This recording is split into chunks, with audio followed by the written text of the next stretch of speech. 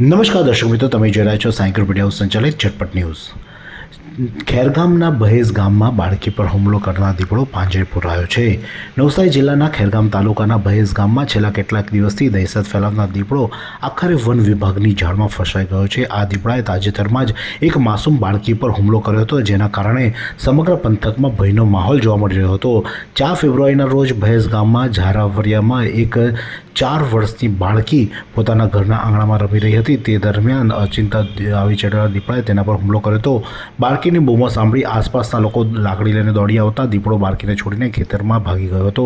ઈજાગ્રસ્ત બાળકીને તાત્કાલિક સારવાર માટે વલસાડની હોસ્પિટલમાં ખસેડવામાં આવી હતી।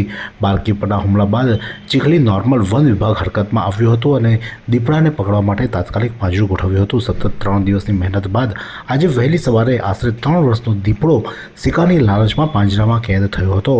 વન વિભાગની ટીમે દીપડાનો કબજો લઈ તેની જરૂરી તપાસ હાથ ધરી છે। ઉચ્ચ અધિકારીઓના માર્ગદર્શન હેઠળ તેને સુરક્ષિત જંગલ વિસ્તારમાં મુક્ત કરવાની પ્રક્રિયા કરવામાં આવશે। સ્થાનિકોના જણાવ્યા અનુસાર હાલમાં આસપાસના વિસ્તારોમાં શેરડીના ખેતરની કાપણી ચાલી રહી છે। શેરડી કપાઈ જવાથી દીપડાઓ છુપાવવાની જગ્યા મળતી નથી, જેના કારણે તેઓ માનવ વસાહત તરફ આગળ વધી રહ્યા છે, અને જેથી કરીને લોકોએ સાવચેત રહેવું ખૂબ જરૂરી છે। જોકે દીપડો પકડાઈ ગયો છે, તેથી ગ્રામજનોએ રાહતનો શ્વાસ લીધો છે। આ જ પ્રકારના અવનવા સમાચાર માટે જોતા રહો નવસારી લાઈવ અને ઝટપટ ન્યૂઝ। इतने सारे मुखवास, यही सोच रहे हो ना आप? रिफ्रेश के पास है मुखवास की बड़ी रेंज। सर्च करो, क्लिक करो, लाइफ को रिफ्रेश करो।